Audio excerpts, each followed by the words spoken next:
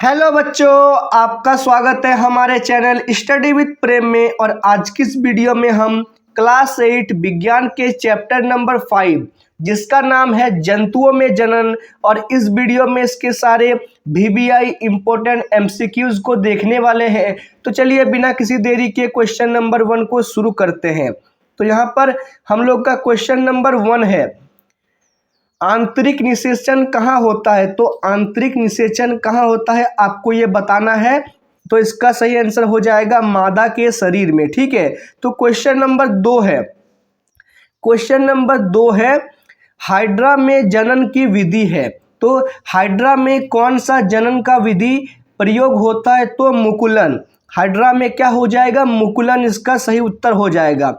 फिर question number 3 है, मादा युग्मक तथा नर युग्मक के संयोजन की विधि क्या कहलाती है।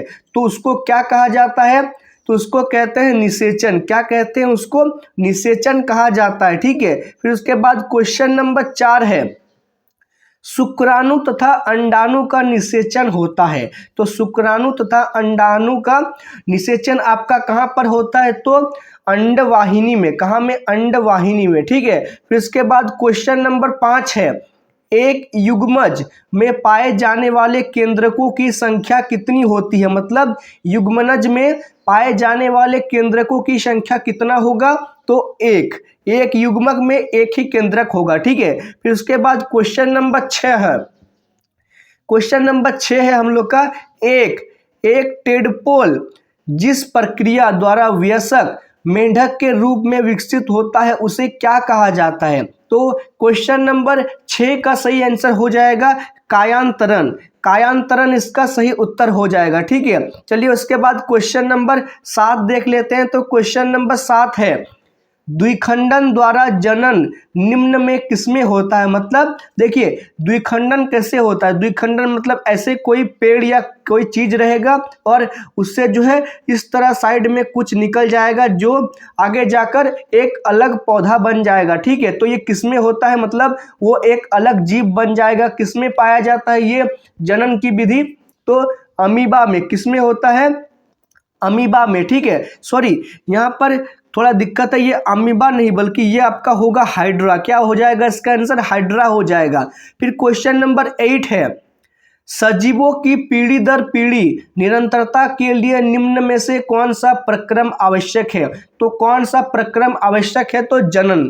जनन के द्वारा ही जो है मनुष्य अपनी पीढ़ी को आगे बढ़ा सकता है। अगर वो ऐसा ना करे तो उनकी पीढ़ी को जो है समस्या हो सकती है। ठीक है, क्वेश्चन नंबर 9 है, निम्न में से कौन सा जंतु जरायुज है। तो कौन सा जंतु होता है जो जरायुज होता है। तो मनुष्य एक जरायुज होता है। ठीक है, क्वेश्चन नंबर 9 क्लियर है। फिर क्वेश्चन नंबर 10 देखते हैं, जंतुओं में जनन की कितनी विधियां होती है। तो जंतुओं में जनन की कितनी विधियां होती है भाई।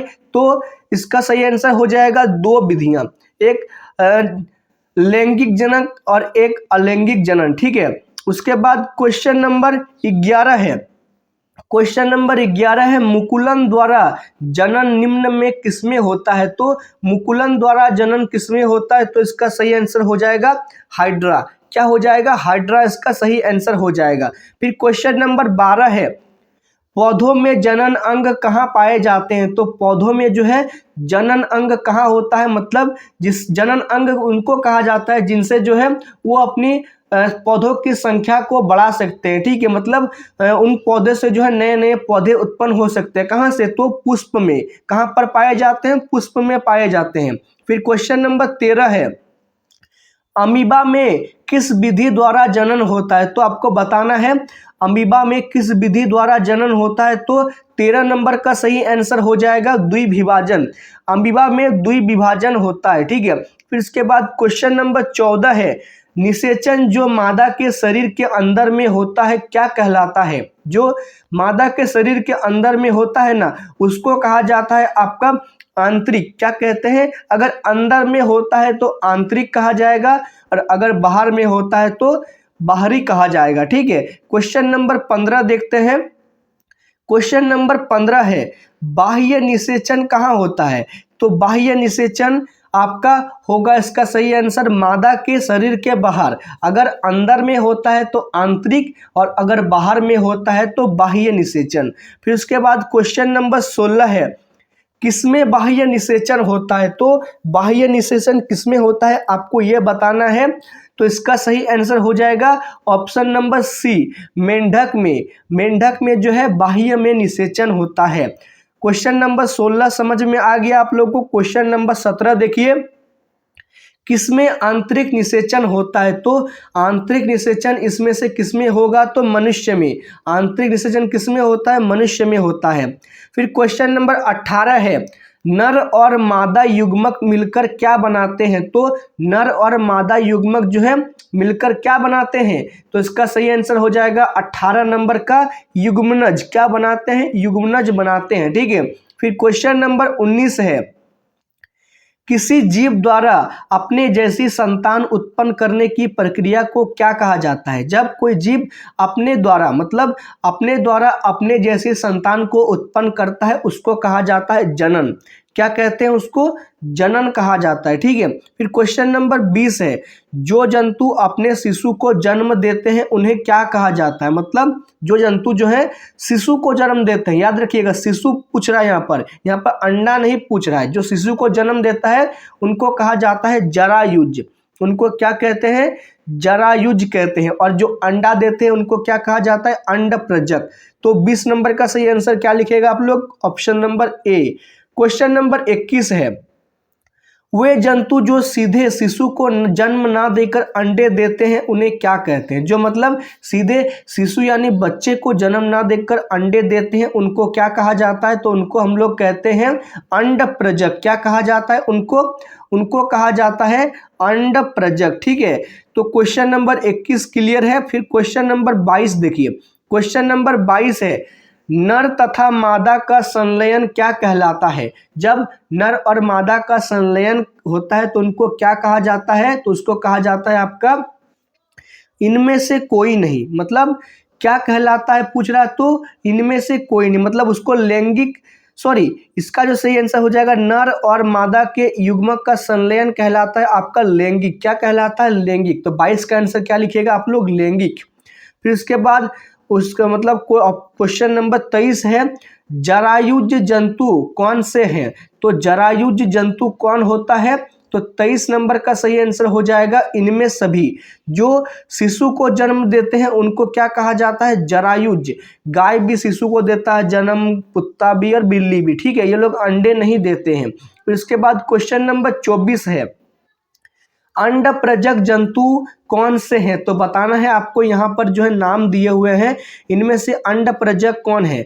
तो यहाँ पर जो है मेंढक, छिपकली और मुर्गी, ये तीनों जो है अंडे देते हैं तो इसलिए ये अंडप्रजक जीव है। तो इसका सही आंसर क्या हो जाएगा 24 नंबर क्वेश्चन का? इनमें सभी। फिर क्वेश्चन नंबर 25 है, विश्व में सर्वप्रथम एक भेड़ का क्लोन विकसित किया गया था जिसका नाम था। सबसे पहले जो है एक भेड़ का क्लोन विकसित किया गया था, उसका नाम बताना है। उसका नाम था आपका डॉली। क्या नाम था उसका? डॉली। ठीक है।